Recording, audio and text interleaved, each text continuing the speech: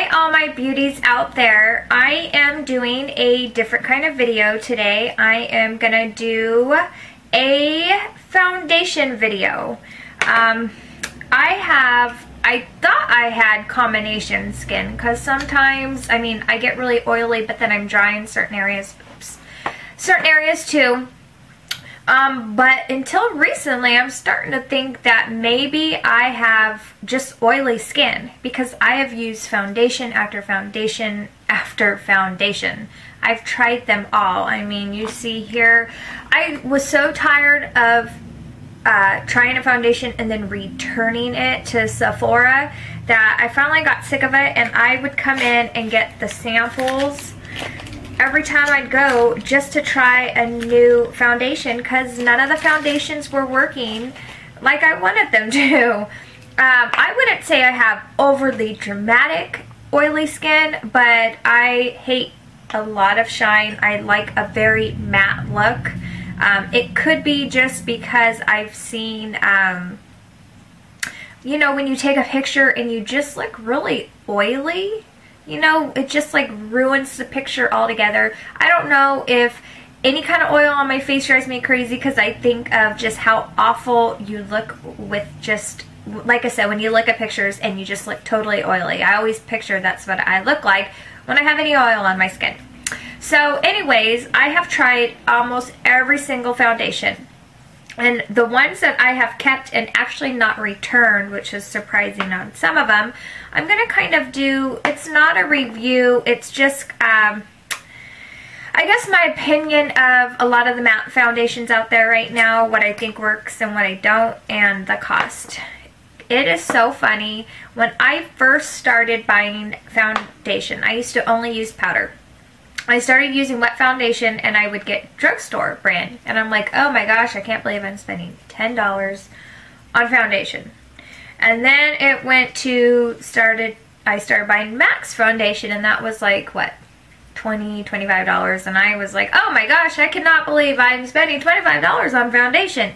And now it's like so normal for me to go and buy a $40 foundation because it started registering in my head that no matter how good your eye makeup looks, if your face makeup looks awful, you look awful. And so I just stopped being cheap in that aspect.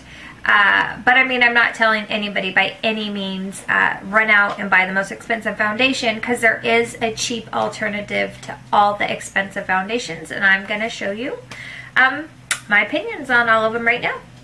So here we go. Okay, so the first foundation I am going to start with is going to be Lorac, or however you pronounce it. Everybody says it differently, and I'm sorry my foundation bottles look nasty. Nobody sees them but me, except for in this case. But this is the Natural Performance Foundation. It's oil-free. I don't know where I seen this is long lasting. I don't know where I seen anything about it being a matte foundation, but I picked it up apparently maybe on, when I was at Sephora, one of the little tabs explained it as that, or maybe just because it's oil free, I don't know. So this one is good. It is like a light medium coverage. I'd say more medium than light, but it's buildable. So it is a good foundation. This one is $36.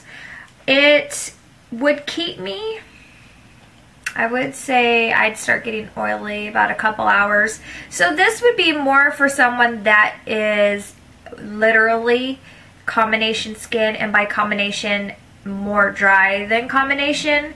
It's oil free, which is nice, but I wouldn't necessarily recommend this for anybody that has oily skin. So that was one of the ones I actually did keep though. Mind you, I've tried Lancome, Tarte, Clinique, Chanel, NARS, Benefit, and all the other ones I can't pronounce. A lot of them I did return because I just felt like there was no point in keeping it. This is one I did. I have a foundation that I use every day, and then I have other foundations when I don't want to use up all my, I don't know. It's good enough to use, but not my favorite. So that is that one. So I guess we'll go to MAC Studio Fix Fluid. This one doesn't claim to have any kind of oil control or anything like that, but I do think it is a very good foundation as far as, usually in my opinion, when you have combination oily skin, more than likely your face breaks out. So more than likely you either have scars, blemishes, it just pretty much all goes together. This is a really good foundation for coverage. A lot of people do say it breaks them out. I'm sure it's broken me out at some point. A lot of times if a foundation is breaking you out, I've noticed in my experience, whenever you have these really heavy coverage foundations, you might not be cleaning your face all the way at nighttime or your brushes all the way. That's what could be breaking you out, is the fact that your face isn't fully clean and you're sleeping in makeup, or your brush isn't fully clean and you're just putting germs all over your face. I still to this day have a problem of cleaning my face fully and finding a good face wash that takes off these heavy foundations, because usually, like I said, if they're matte, they're going to be, the Longwear ones, they're really hard to come off. So you want to make sure you get it off. But I would definitely recommend MAC. MAC is a good brand, and it's actually starting to be a lot more cheaper than a lot of the Sephora brands. I mean, I still love MAC eyeshadows because they are very inexpensive compared to other brand shadows. But that's not what we're talking about. So this one, like I said, it's about $20, $25. I would definitely recommend this. Now I'm going to state one I would totally not recommend. This is, and I don't care, I might get some haters comments on this, Naked Skin Urban Decay. I think this foundation is absolutely ridiculous. It's $38. I've never seen a foundation, let me see if you can see this. See, I mean, it's just so liquidy. I don't know how they can claim a matte one and have it just, you probably can't even see that. It just literally like water drops. I mean, it blends okay, but I don't know what it is. It's just so watery. And I mean, yeah, the coverage is not very thick or heavy, which is fine. It's buildable. I just feel like it's so wet and not what it claims to do. So I definitely wouldn't recommend that. If you want to try it, by all means, try it, but get a sample. That is one thing Sephora is good for. You can get samples. I don't go overboard. I'll usually get 1 or 2 samples when I go. Even if I'm not getting something, I'm honest with them and I tell them I've returned many foundations and I don't want to waste the money of the person putting out the product. It makes no sense. So with that, I'm going to go on to, I have 2 that tie for my, no, they're not my favorites. I have 2 that I really like, and then 1 that's my all-time favorite. So I have 2 that tie for what I like. The first one would be the Studio Skin 15-hour, it says hydrating foundation. I've never had that experience. It's the Smashbox. This is $42, so it is pricey. I really like the Studio Skin. It's just a typical heavy wearing foundation, but with this one it controls oil and I don't feel like it's just some foundations just feel like you're gonna, when you hug someone, you're gonna wipe it off on their shirt, which yeah, 90% of them you probably will.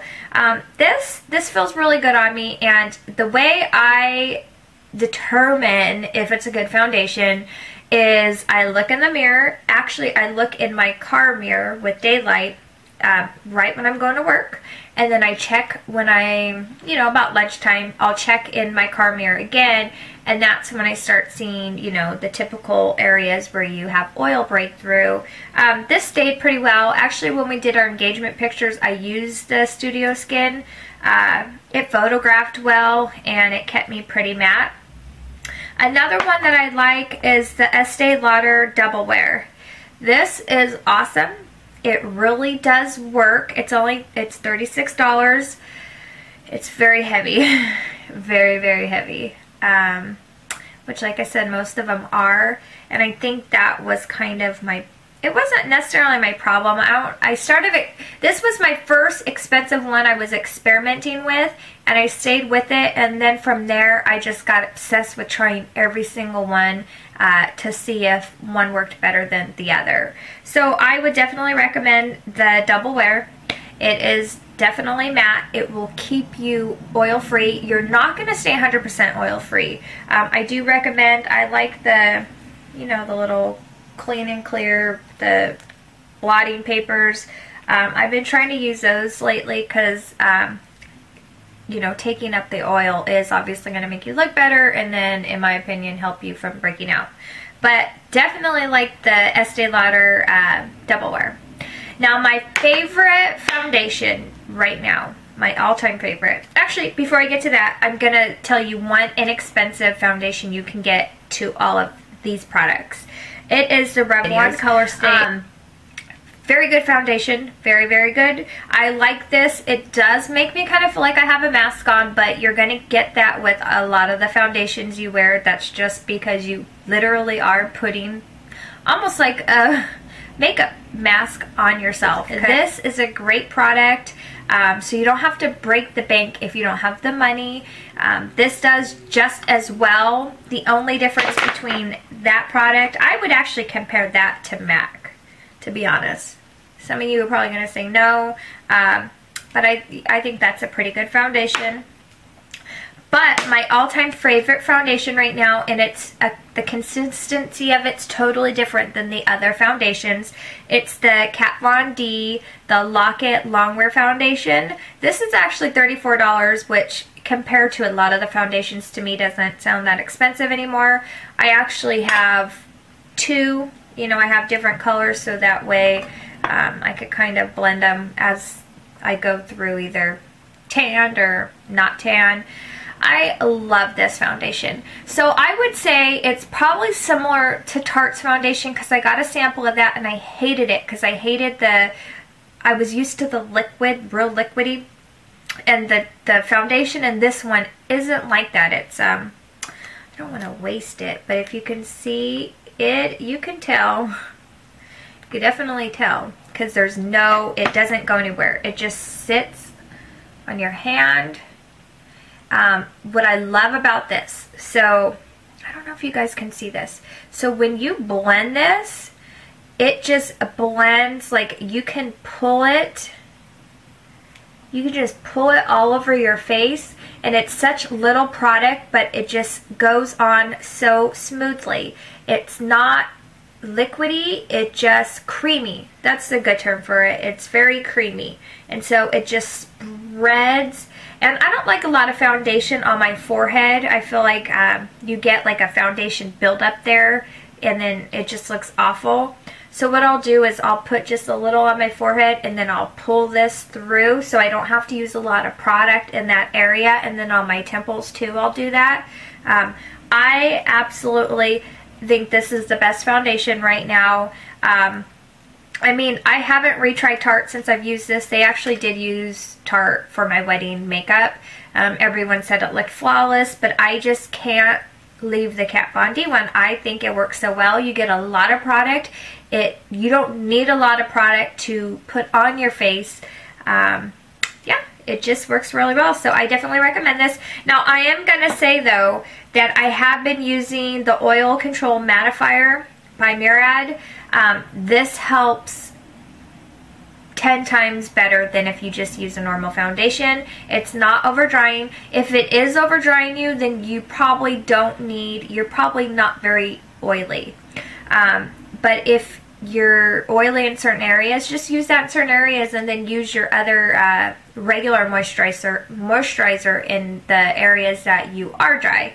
But I absolutely love this. Sometimes I'll do the Urban Decay, you know, spray, but that just, I swear, it doesn't seem to do much. But that is my video. I've had many requests for this, so I finally got it out. If you guys have any requests for anything, just let me know, and thank you.